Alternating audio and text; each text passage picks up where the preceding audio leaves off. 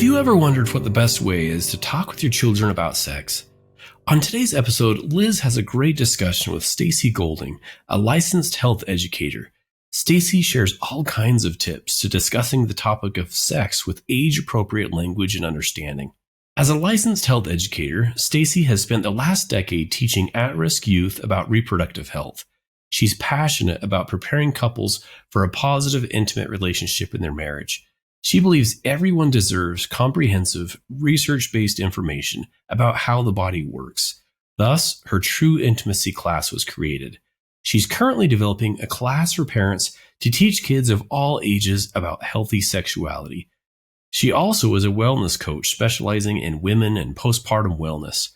In addition to teaching, Stacy loves cycling, dancing, kayaking, pickleball, and classic rock. She resides in Utah with her husband and 2 sons. We hope you enjoy the show.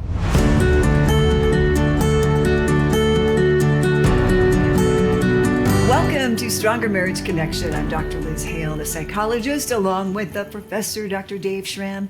Together, we are dedicating our life's work to bringing you the best we have in valid marital research, along with a few tips and tools to help you create the marriage of your dreams. Okay, friends, so it's just the ladies today. Dave will be joining us next time, but let's talk about being a parent. That is hard. You are expected to be an expert in so many areas of life, not to mention how to answer the more involved questions from children like, Mom, where do babies come from? Thank goodness we have experts among us like life educator Stacy Goulding, who knows how to handle the intricacies of talking to children about healthy sexual intimacy and the gift of their body. Welcome back, Stacy, to Stronger Marriage Connection. Thank you. Love chatting with you. So good having you again. So bottom line, and maybe pun intended there, if we as the adults and caregivers do not take the lead in our child's sex education, someone else will, Stacy, right?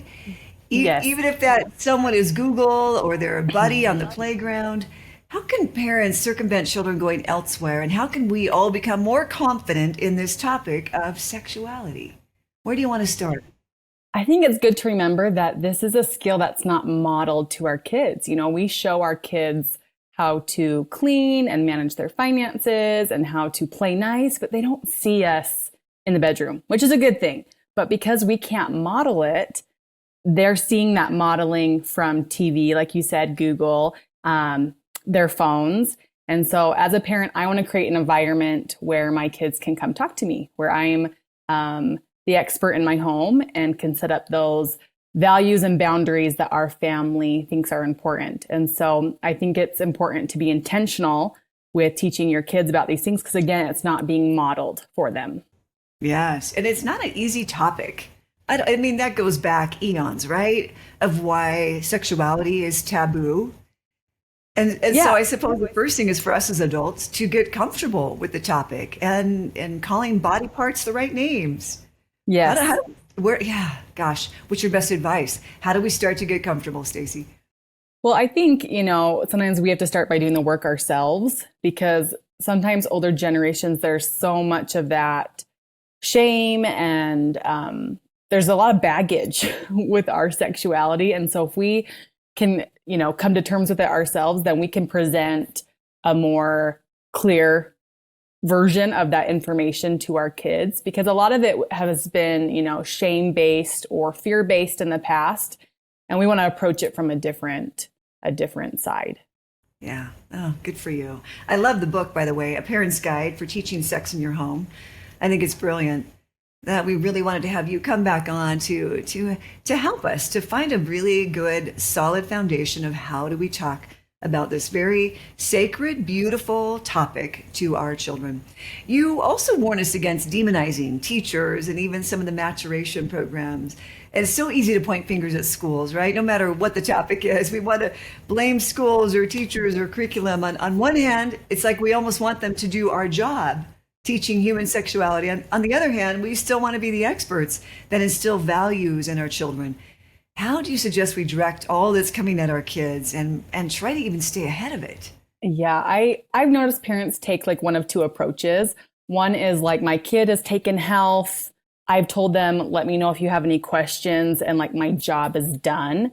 And that's not a great approach, especially here in Utah, because health teachers in Utah are kind of giving a watered down version of sex education because they don't want to get in trouble. They don't want to have any backlash. And so we really are getting this like dumbed down version where I remember when I got to college, I was learning anatomy and I was like, there were dozens of reproductive organs and tissues that were not taught in my high school health class that I was now learning for the first time. And I felt kind of gypped. Like, why weren't these taught before? So that's one approach where we just kind of expect everything to be fine, health teacher take care of it. And the second approach is that our kids are going to be exposed to awful things at school, and going to high school and learning about that there is going to ruin our kids. And I just don't agree with that. I do think our kids will be exposed to information, but these are learning opportunities where we get to like clarify and solidify our family's values around sexuality and our family's rules. And I just think they're opportunities because they're going to be exposed at some point, and I rather have them be exposed while they're still living in my home where I have power over what we talk about. Because if you don't do that, you wait till they're out of the house and you have way less control over those conversations and being there as a soft landing, Yes, you always say this is not a one and done topic, that you have to have these intentional conversations early and often. How do we even start those early conversations? Like let's talk about babies, right? Where do we even go from there? Tell us how to get the ball rolling, if you don't mind. Sure. You want hundreds of little conversations, gone are the days where we have one giant talk and then we say, let me know if you have questions. It's not effective. And I mean, I taught high school for 10 years and I could not say something once and expect it to stick, right? I would have to go over and over and from all these different angles. And so we have to do the same thing with our kids with sexuality. So starting with toddlers, I think the two best ways to approach it is what our body parts, what we have and what they do and where babies come from. And so you can keep it really simple that when you're bathing or changing your kids, you're going over body parts and telling them what they have and tell them what they do. Like, oh, you have this body part and it's going to help you someday have adult love and to make a baby maybe someday. And you just plant the seed of like, that's what this is for. And it's really simple. And you can also approach it from where do babies come from? And, you start small and grow with your kids' development. And with kids, the cool thing about kids is that they show you where they're at by their questions. If they ask, where does a baby come from? And you say, mom's tummy. And they're like, cool. That's all they needed at that time, And if they ask, well, like, how did it get in there? How does that work? And then you say, mom and dad's bodies make this baby. Well, how, and they just don't, they're not satisfied. That means they want more, So, that's kind of what I focus on with that toddler age. Some parents might say, hey, my kids don't ask questions. And if they're not, it's probably because they don't know anything, right? Kids aren't going to ask questions about something they don't know. So you're going to have to approach the topic. You're going to have to, give them the information and not just wait for them to approach you. With bigger kids, you want to start establishing, your family's rules and values around sexuality and kind of become the expert in your home and the trusted adult in your home that they can come to you as a resource for all things. And then in high school, you're helping them navigate all the things you've taught them and expect that they're going to mess up and that you are going to have conversations. And again, you're going to solidify those values. And you just want to take that information and let it grow and get more in depth and harder content as they get older and as they're ready for it. That's beautiful. Going back to the toddlers, I love how you just so easily suggest that when you're bathing a child, you point out the various body parts. Mm-hmm. Like, tell us, yes. You might say, this is your elbow. Mm-hmm. This is your belly button. Now we're going to wash, your vulva. We're going, we want to keep this clean and this is what it does, and you create acceptance around those body parts where oftentimes, in past generations, we had slang words or nicknames, or we talked about them in hushed tones, which made it feel like, oh, this is weird. We don't talk about this. And you're almost shaming the body right off the bat, where these little kids, they're very happy about their bodies. And I mean, they share with you what's going on with their bodies, so just making it a fact, this is what you have. It's awesome. It's going to do great things, sets them up for the future. I love it. I love it. And then again, sexual intercourse itself then. So again, kind of stage by stage, right? Where do babies come from? Mommy's belly. And then progressively you get more and more specific according to their questions and their age. And every child is different, right? Just because they're a teenager or... Mm-hmm. Yeah, based kind of on their development, what they've been exposed to, I think sometimes it will change that timeline. But, it's kind of recommended that around 8 is a bigger talk, where intercourse is really gone over in detail. If a kid is ready earlier, then you give it earlier. And if you feel like they're not quite there, then you base it all on your child. But around 8 is preferable because, research is showing that kids are exposed to porn between 7 and 9.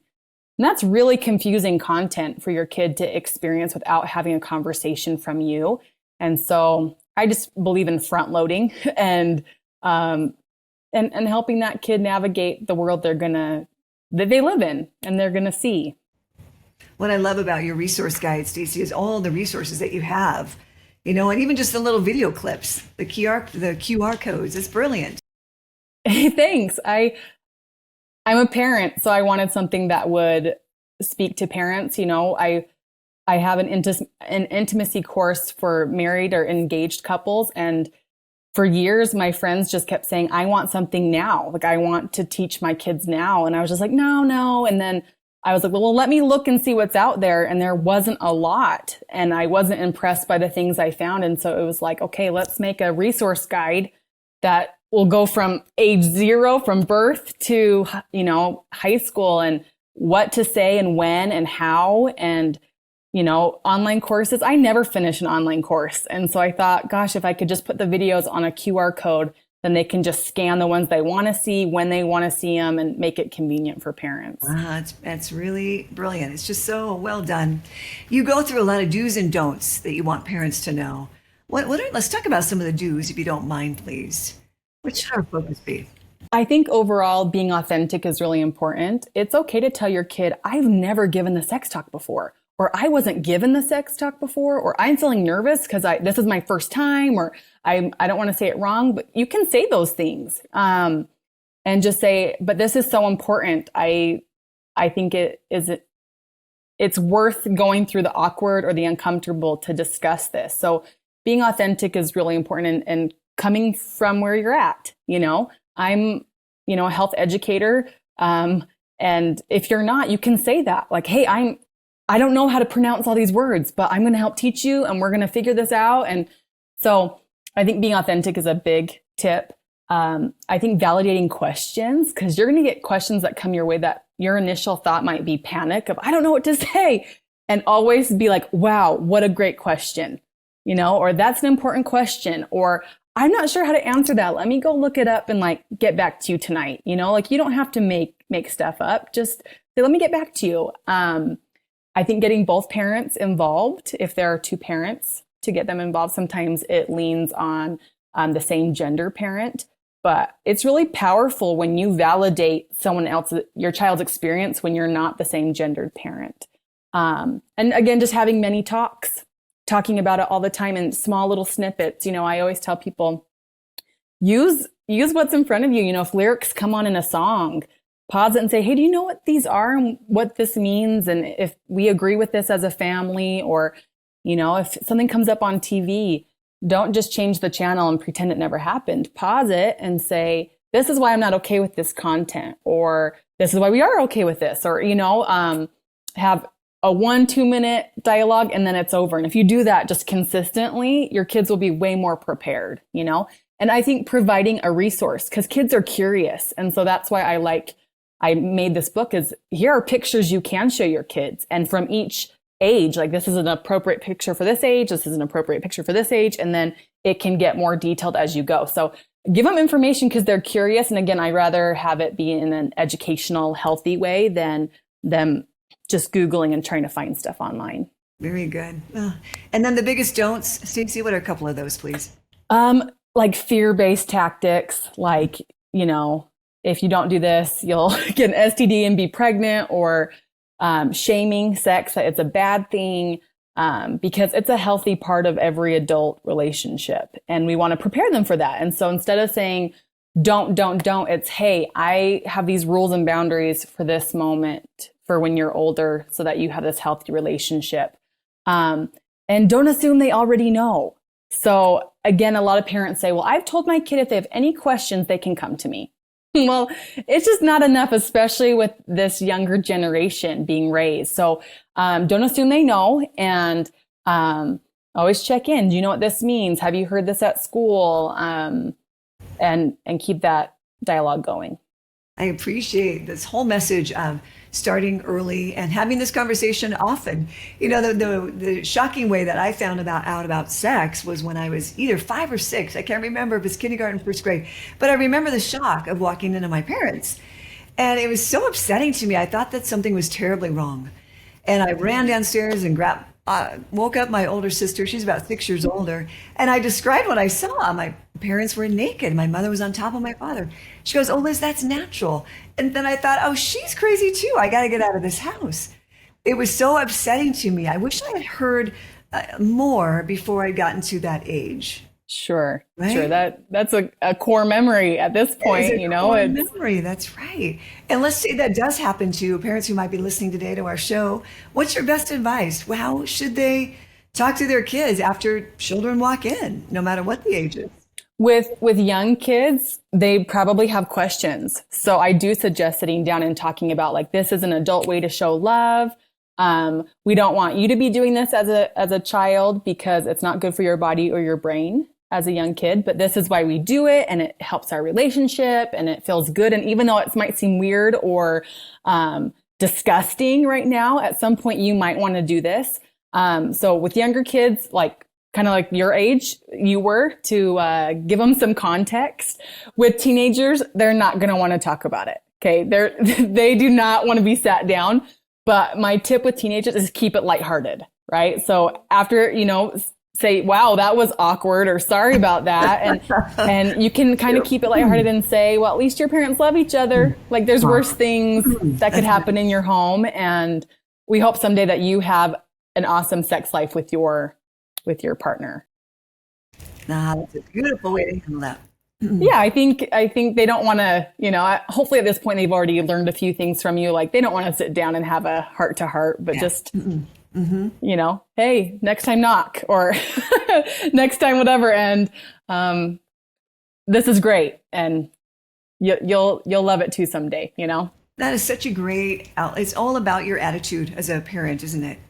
Sure. My mom did a lovely job sitting down and talking to me. My dad didn't. Again, it was gender to gender, right? Like typical. But I remember then going to school and church announcing that my mom was pregnant. Oh. She wasn't. But that was the message I got. That's what we do when we want to conceive a baby.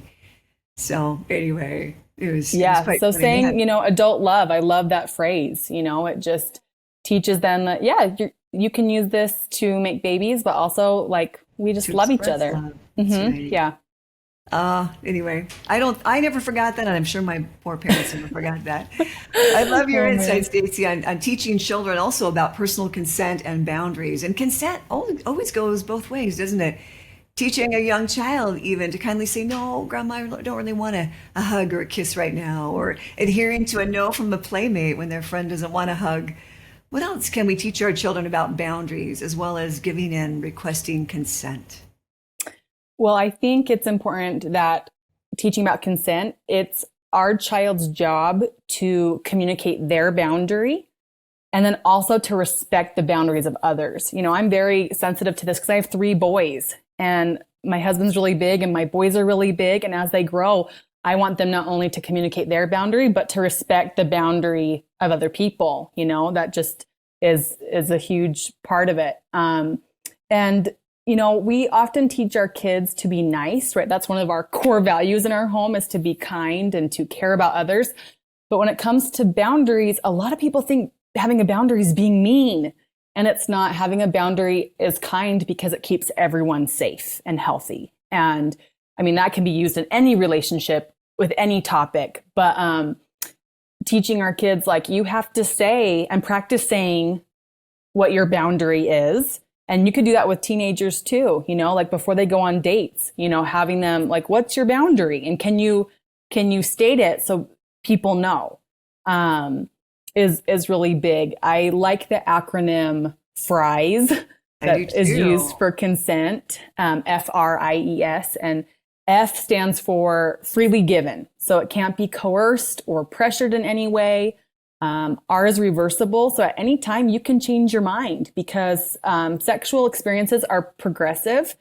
And if you were okay with this, and then as it progressed, you're not okay, you should be able to say no at any point. It should be informed. You know what you're getting yourself into. It's enthusiastic, like we're both really excited about this, and it's specific. So it can't be silence or I don't know, or, it has to be like, yes, I am into this. Yes, I want this. And so teaching our kids from a young age, like, yeah, you can say no if you don't want a hug. And you can say no if you don't like this, especially with authority figures, that you're in charge of your body, and it's not your job to appease adults with your body. So it's definitely a cultural shift, but progress is definitely being made there. We'll be right back after this brief message.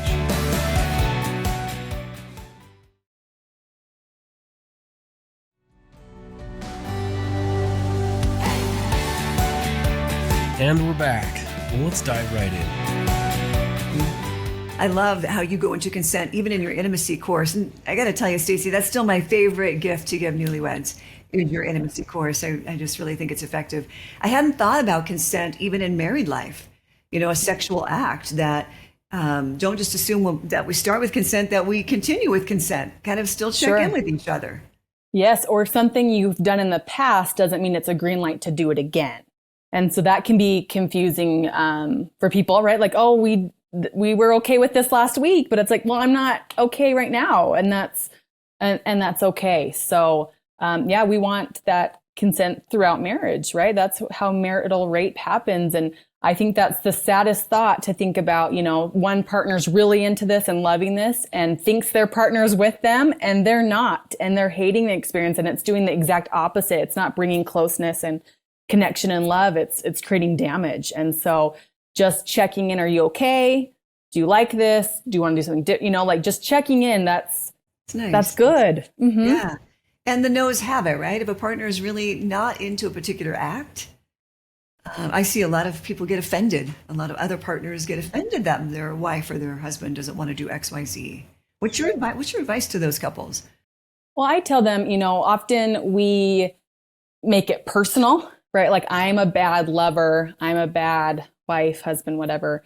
And the truth is, it's just a preference. It's like food. When I cook a recipe and I follow a recipe and I ask my husband, like, do you like this? Typically he's like, less vegetables, more meat. Like, he gives me that feedback. It doesn't mean I'm a bad cook. Like, I followed this recipe, right? And even if I made up the recipe, still, it's just preferences, where I would way more prefer more vegetables and less meat. That's my preference, right? And so when your partner doesn't want something, it's not because you're a bad lover or they don't love you or they're not attracted to you. It's just what people want. And those change too through time, right? Something that you didn't like, you might like later, or vice versa throughout how your relationship changes, your hormones, your body changes, And so that's why just checking in is good. Mm-hmm. It's wonderful. What we model for our children, appropriate modeling, right? Outside the bedroom is so key, you say. Our affection, being affectionate as partners, being affectionate with them. Can you tell us a little bit more about what we should remember in teaching affection and warmth in our homes? Yes. I think, again, because they can't be in the bedroom, let's model love and affection when they are around, because they're learning from us how we communicate, how we show up in our marriages, how we talk about our spouse, our kids are taking notes, and it's either making them excited for marriage or they don't want anything to do with it based on how we show up. And so being affectionate and just having a good, working on yourself and working on your marriage is one of the best things you can do for your kids, in my opinion. But also being affectionate to our kids, because I mean, the research just shows time and time again that when parents are physically affectionate with their kids, they do better with their self-esteem, happiness, success. You know, it's amazing seeing the research. And so I realize not every kid is a physical affection type child. And so obviously cater it to who your child is and what they like, so we're not smothering. But if you can just establish some, routines of affection, whether that's a hug as they leave for school or get back from school, when they wake up, when they go to bed, sitting close on the couch while they talk or while you're watching a movie, just to show them that you're there and that you love them, I think is important. Affection is so good, right? We need that touch. I really also love your suggestion, Stacy, on being clear on the why. Why do we have all these conversations? You really want us to widen our perspective on why we're trying so hard to teach healthy bodies, healthy minds to our kiddos. Too often the why is, well, I just don't want an unplanned pregnancy, right, in adolescence. But you say that is just not enough.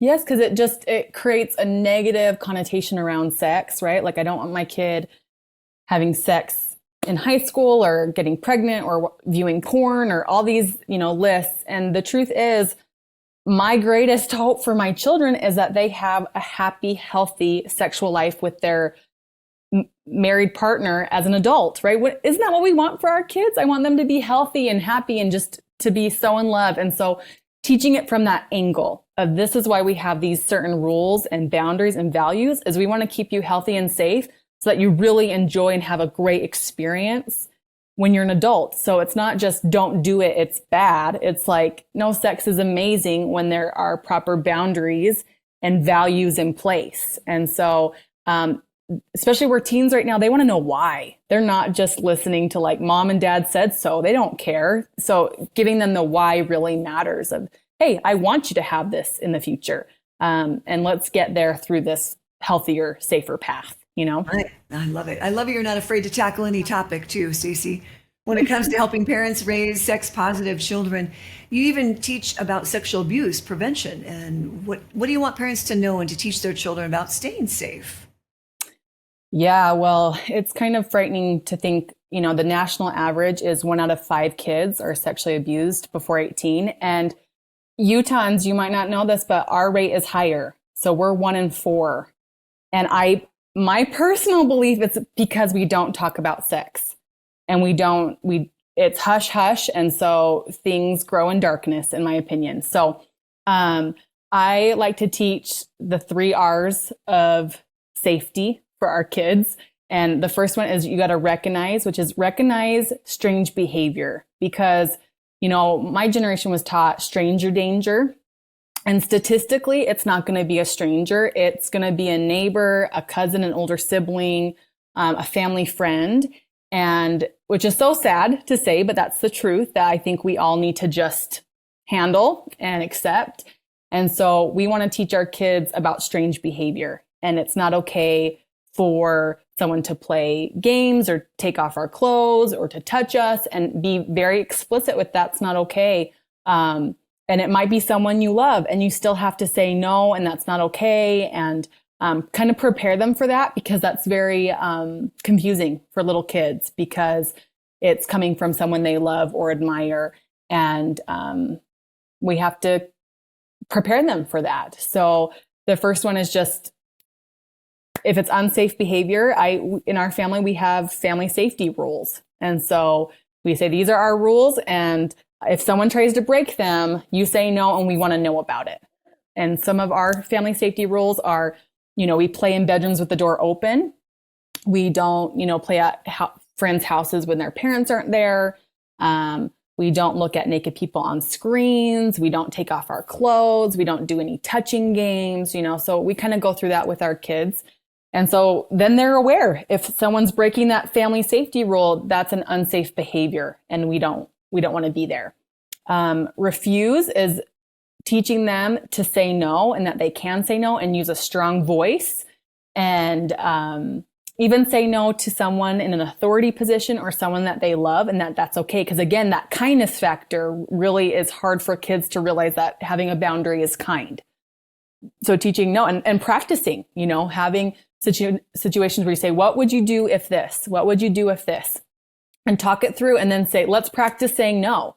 Let's say it louder, say it more forceful, and so that they have that muscle memory if it ever comes time, heaven forbid, And then the last R is report. So tell them, I'm going to believe you, and I'm going to trust, or you can trust me. You can come talk to me, and we're going to do everything in our power to keep you safe and to provide healing. We will do therapy. We'll do anything we need to help you live a happy, healthy life. And so again, that's recognize strange behavior, refuse any strange behavior, and report. So that's kind of what we go over with our kids and that I teach in my classes.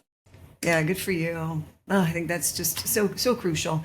There are other critical topics that are not easy to discuss either around teaching healthy sexuality, if you will, Stacy, like masturbation, pornography, and a lot of families have very strong feelings about those topics. What are the foundational truths from your angle as a sex educator, health educator, that you want us to keep in mind when sharing this information with children? I'm going to circle back, but that this is natural and healthy, that you have these interests and curiosities.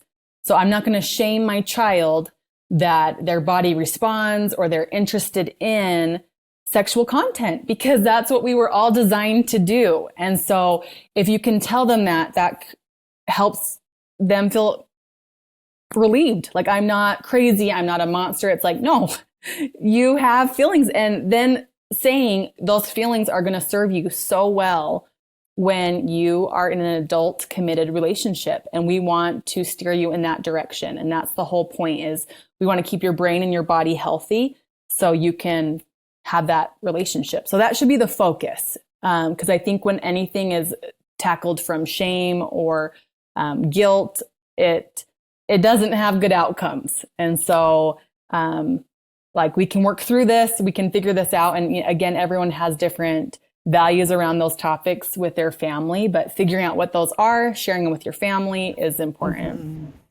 Mm-hmm. I really love the direction you're taking. And it really is, bottom line, the most beautiful thing in the whole wide world, isn't it? Under the right circumstance. Sure. Yeah. And I think too, with pornography, it's pointing out to your kids, like, this is an industry that we don't trust. They make a lot of money to make fake content that distorts the reality of sexuality. And so, oftentimes there's objectification, there's a lot of violence.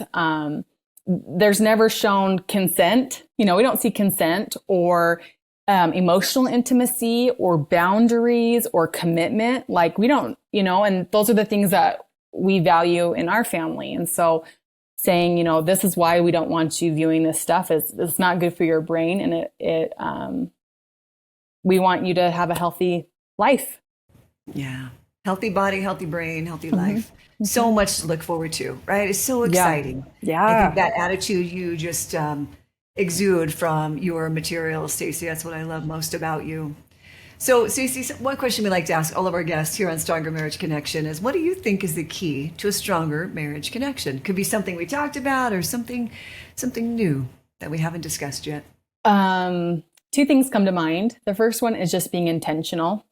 I think every day you have to choose, like, I'm choosing to be married and I'm choosing this marriage and this person, and showing up, right? And so I think that's really important. And the second thought was to be the type of partner you want to have.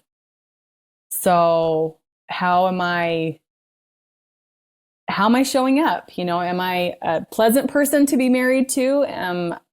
Am I an exciting person to be married to? I just want to show up and be the type of person I would want to be married to. Yes, that's beautiful, isn't it? Yeah, because we're that only person for our partner, right? We're the only one in this whole wide world that is married to this individual. And how do we want to be? I think that's beautiful. Where can our podcast friends and family most easily find you, Stacy, and your resources? Yes, my website is Stacy Lynn Coaching. and I have my courses there. I do coaching on there. So that's the one-stop place you can find that. And you can purchase those classes, and that book will be shipped to you that we talked about. And so you can have that as a resource guide that you just keep near your family so that they can look through it and you can have great discussions. And, you're not expected to be the expert. And I realize that, I know nothing about cars. I can't help my kids with cars, but you can become the expert with this book, because I think it's best coming from a parent. So if there's anything you don't know, or you don't know how to say it or when to say it, the book's designed to help you do that. Mm-hmm. So 2 things on Stacy Lynn Coaching is the intimacy class for newlyweds, or actually for anyone, right? Any couple who have been married 15 or more years or whatever it might be. I've had couples as well in my practice who have loved that, even way after their newlywed stage. And then a parent's guide for teaching sex in your home. It's wonderful, Stacy. I'd love to know, just bottom line takeaway, what's the main message you want us to really understand from our discussion today, please? I think it's important to look at where your kids are, what developmental phase are they in, what's coming ahead, and front loading it and letting that information come through you and helping them navigate the world. It's not too late, right? I know we're going to have viewers that are like, I didn't say anything and my kids are already this old. It doesn't matter. You can start right now and say, I didn't realize this topic was that important, or I dropped the ball, or you grew up really fast, and let's dive in now. It's not too late. And just being intentional about giving that information is huge. I think that is so big. There's so many great takeaways. It's hard for me to just choose one. I still love consent through all the ages. I think that's brilliant, even in married life around consent. I also just really love when information comes up to have that conversation in a commercial or a song with the lyrics, like you said. I think those are such great teaching moments and great conversations even for couples to have. What do you think about what just happened there? What are your thoughts? And to deepen the connection we have. Yes, definitely. You don't have to be so fearful about the things our kids are exposed to, because you're going to create the lens in which they see it. And so instead of walking around thinking, being panicked about the exposure, be like, hey, these are opportunities, and it's going to solidify our values, and it can be a positive thing versus just always negative and you're nervous about it. Mm-hmm. And if parents start early, like you say, right from day one, like, oh, good job filling up that diaper, little baby, right? we start to kind of practice right along with them. We get ourselves used to naming body parts and having those conversations about bodies being so awesome. We get a little more comfortable. We don't just have to start off with intercourse, right? Yes, we get to grow as we go. So that's wonderful. Definitely. Thank you again, Stacy, for joining us today and instructing us on this very tender but crucial topic. That's it for now, dear friends. And please join us next time. Dave will be with us. And do remember, it's the small and simple changes that create a stronger marriage connection. Thanks for joining us today. Hey, do us a favor and take a few minutes to subscribe to our podcast and the Utah Marriage Commission YouTube channel, where you can watch this and every episode of the show. When you hit the like button and leave a comment, your feedback helps us improve the show. And don't forget to share this episode with a friend. You can also follow and connect with us on Instagram at Stronger Marriage Life and on Facebook at Stronger Marriage. Be sure to share with us what topics you want us to explore or what you loved about today's episode. If you want even more resources to improve your relationship connection, visit our website at strongermarriage.org, where you'll find free workshops, webinars, relationship surveys, and more. Each episode of Stronger Marriage Connection is hosted and sponsored by the Utah Marriage Commission at Utah State University. Finally, a big thanks to our producers Rex Polanis and Alexis Alcott and the team at Utah State University. And you, our audience, you make this show possible.